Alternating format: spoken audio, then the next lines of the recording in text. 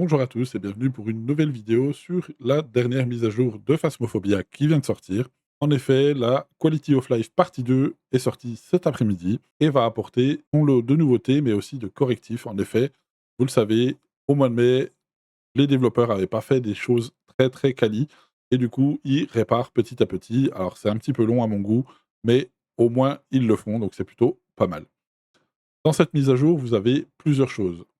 Tout d'abord, la plus importante, vous avez désormais pour Point Hope, la prison et l'école, la possibilité de choisir la map en restricted.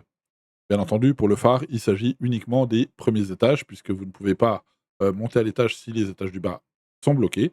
Et pour l'école et la prison, tout cela sera divisé en 4 ou en 6 parties, et vous ne tomberez que sur une partie de ces maps de manière aléatoire.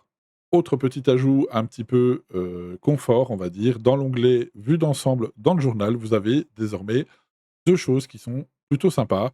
Vous avez tout ce qui a été ramassé en ce qui concerne les clés, l'os ou les objets d'événements qui seront désormais affichés dans le journal, qui vous permettra de vérifier si vous les avez ramassés ou non.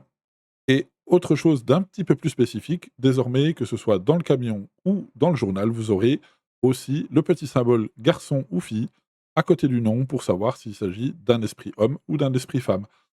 Bien entendu, il s'agit d'un petit confort pour savoir pour la Banshee et la Diane, puisque la Banshee et la Diane ne peuvent être que féminins, et comme les prénoms anglophones peuvent porter à confusion, désormais, il n'y aura plus aucun doute. Autre gros ajout de cette mise à jour, il s'agit de la possibilité dans les réglages de personnalisation de choisir l'entité sur laquelle vous voulez tomber.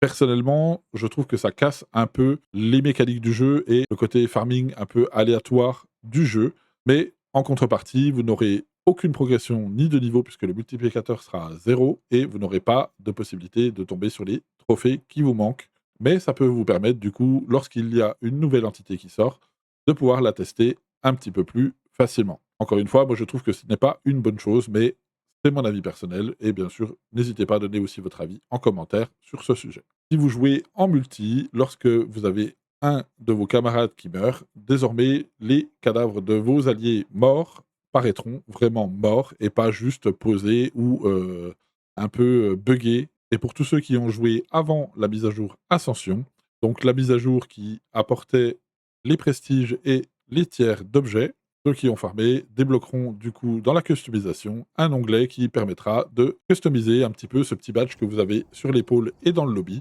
avec la possibilité de changer le fond, la couleur et les petits symboles qu'il y a autour.